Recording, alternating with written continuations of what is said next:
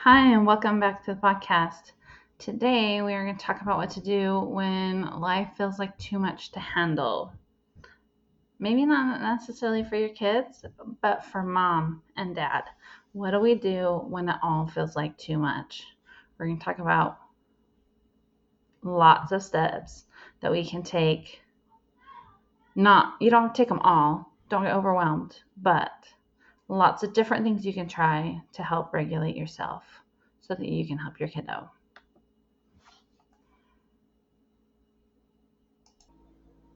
Welcome to the Autism Diagnosis to Confident Mom podcast with Kira from Kira Brown Coaching. I'm a mom of neurospicy kids and a life coach. I'm here to share real tips and support to help you feel confident as a parent. Today we're going to talk about a subject that's been on my mind a lot lately because life has been overwhelming for me. We've had a lot going on. We have a family member in the hospital. We had a grandparent pass away.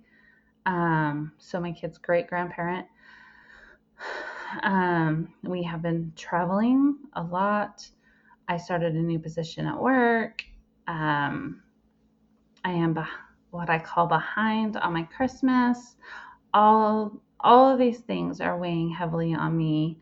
I started trying to lose some weight, and then everything kind of went downhill pretty quickly because we had some emergency situations with a hospital and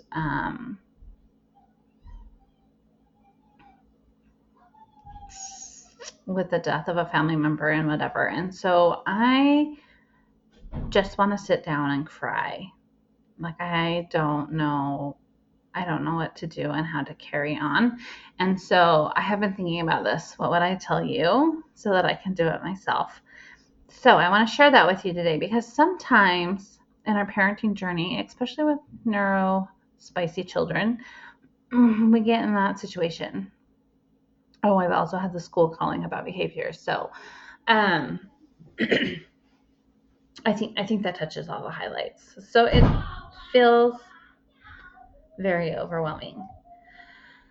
And so I've come up with things that I have done to help. First of all, I want you to know that it's okay to feel overwhelmed. Um, People will tell you that overwhelm is a secondary emotion, which means, or an indulgent emotion, which means it's optional. We really don't have to feel overwhelmed. We feel overwhelmed because of the things we're thinking. But at the same time, it's okay to think those things because you're human, and it just is okay to feel overwhelmed sometimes. It's okay. And don't push it away. Like just feel it in your body. Where do you feel it in your body? Do you feel it in your chest? Do you feel it in your gut? Do you feel it in do your shoulders get tight? Do you feel stuck, frozen? Do you feel cold? Do you feel heat? What do you feel in your body? Get out of your brain. Stop thinking about what you think you feel, but get into your body and what do you really feel? Allow those emotions to go through your body. Number one will be very helpful. And if you need to cry, find someplace safe to go have a good cry. It's okay. It's okay. If you need to go scream, find a safe place to go scream by yourself. It's okay. But the first, I guess that was a little bonus tool.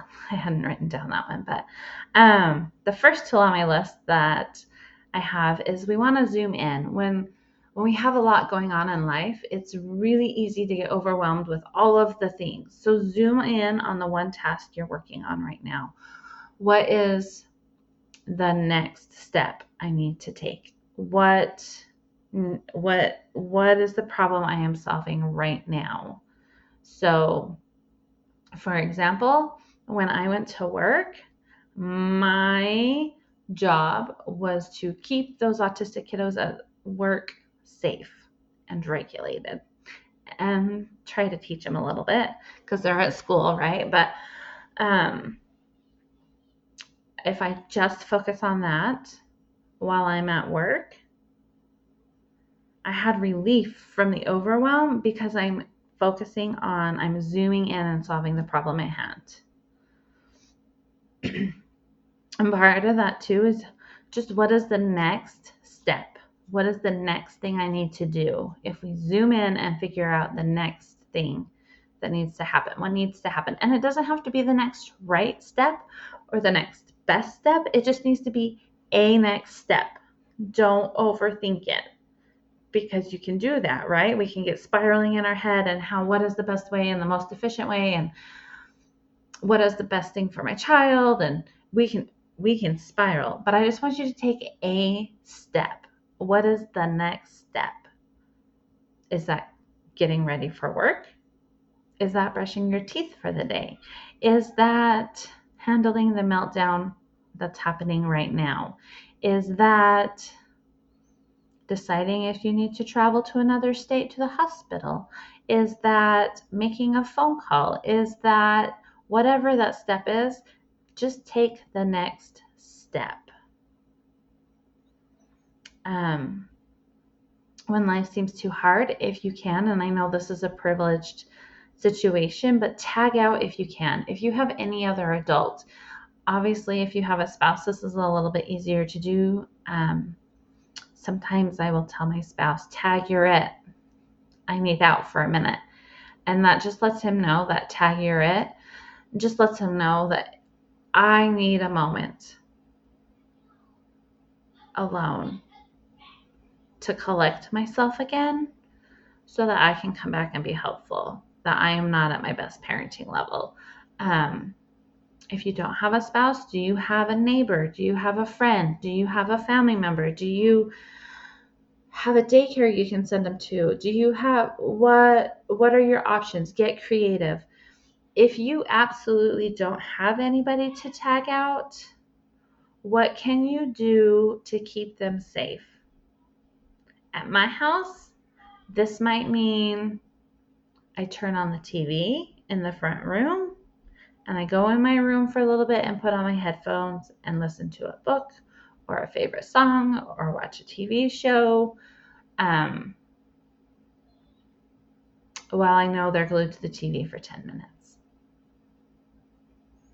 Do what you need to tag out. It's okay. It's okay to get to that point where you need a break. And in fact, it's good for them to see you take a break. Something else we can do is we can have calming scripts for ourselves. So some of my favorite things to say in the heat of the moment are, when I get overwhelmed, are slow and steady gets the job done, or slow and steady wins the race. I just tell myself, slow and steady gets the job done. Because I like to have things done right now, and I get overwhelmed with all the things that are happening, and I feel like I'm not making progress fast enough. And so slow and steady gets the job done. It'll get done eventually. Just work on it. Work on that next step. Or another one I like is just one step at a time. Take one step at a time. When we're in the middle of a meltdown and I'm at my wit's end and I don't have somebody else to tag me out, I like to tell myself they're not giving me a hard time, they're having a hard time. And sometimes I even say, and you are having a hard time, and it's okay. They're having a hard time, I'm having a hard time, and it's okay. We're human. That's going to happen sometimes. So, my autistic kiddo got dysregulated on the bus and had some inappropriate behaviors. And so we got a call from the principal, and I just had to remind myself, because on top of everything else, right, I wanted to be like, why is he misbehaving? I'll just spiral, right? I just wanted to go down all of the, he knows better, he shouldn't be doing this is embarrassing. I just wanted to go down this road. And instead I just had to say, He's not giving me a hard time. He's having a hard time right now too.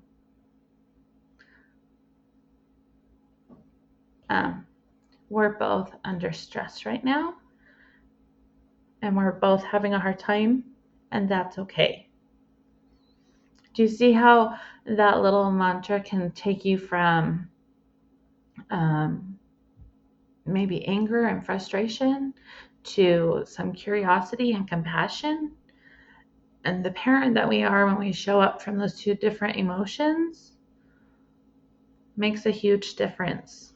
And our child can feel that, and we can feel that. So that's one of my favorites. They're not giving me a hard time, they're having a hard time. In these overwhelming moments, we might lower expectations. I know for me right now in this moment, we're probably dropping Christmas cards, even though it's one of my favorite things to do. And we're probably dropping the homemade Christmas gift. I usually do a calendar with all of the kids' pictures from the last year for the grandparents. We're probably dropping that. I don't have the time. And so I probably will just go pick something up at the store. I'm lowering expectations. We're headed to a funeral tomorrow. We're leaving as soon as I get done recording this podcast, and because we have to travel. And I just realized I didn't wash the kids' coats, and it's cold outside, and they're going to have to wear their coats to the burial, and they're dirty. And yes, I'm embarrassed because that's not how I would normally want to show up. And I just have to say, it's okay. We kept everybody alive. We are getting what we can done. We're making it to the funeral. That's the important part. If their coat has something on it, it won't be the end of the world. I'm the only one that will care. So we're lowering expectations. So where can you lower expectations? What things can you drop off of your calendar for a short time? What expectations of your housework can you drop? Or can you drop something at work for a little bit? Can you call and cancel an appointment? Maybe we do one less therapy appointment this month. Maybe we do one less occupational therapy appointment. Maybe can we give ourselves some grace? Can we say, no, we're not going to do the school concert or whatever? What expectations can we lower to help with that overwhelm?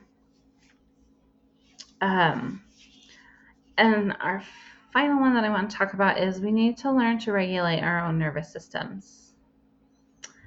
And I don't know about you, but I am also on the neurospicy spectrum. I have ADHD, and a lot of us with neurospicy kids find out that we ourselves are neurospicy, and which means it's also harder for us to regulate our emotions. So I just wanted to share a few of my favorite tools for me personally. But yours might be different because remember, we all have different sensory needs. So for me, I love to go get under a weighted blanket. That helps me. Taking a deep breath doesn't help me. That might help somebody else, but it doesn't help me. So I love to go get under a weighted blanket, or I love my husband to give me a tight hug to squeeze me. Getting in a shower can help reset my nervous system. Listening to a favorite song on repeat helps me a lot. I might go, I love the beat to Easy Come, Easy Go by George Strait, and I might go put that on repeat and listen to it 4 or 5 times. There's just something soothing about that song to me. I don't know what it is. I don't know if it's the beat. I don't know if it's the music. But yes, it helps calm me. We might do a dance party if I feel like I need to move. Sometimes exercising will help work those emotions through my body, getting moving and getting out of my head. That kind of forces me, especially if I do some really physical exercise. Going for a walk but also like I'll go down and lift some weights or something because it's hard and it forces me out of my head. So those are some things that help me regulate my own nervous system. If you want more information on regulating your own nervous system, I have a course. So DM me, email me something, and I would love to help you with that if you need help learning to regulate your own nervous system. It covers a lot more than that, but that's the basis of the whole program is we're going to regulate ourselves so we can help regulate our children, but figure out what helps you regulate yourself. There's always the ones that you always hear about, like stop and take a break, deep breathe. Some people talk about tapping, so like you cross your arms and tap on your shoulders. There's lots of different things you can do. I've heard of people talking about rubbing their ears. There's lots of things to do to regulate your own nervous system. But if you need help learning how to do that, you can reach out to me. If you don't want to reach out with me, that's fine. An occupational therapist might be able to help you as well, or a regular therapist. But you've got this, Mama. You've got this. We can make it through. We have 100% success rate of making it through each day so far. It might not look like we want it to. We might have some grief and some pain along the way, but you've got this. We can do it. Keep up the good work.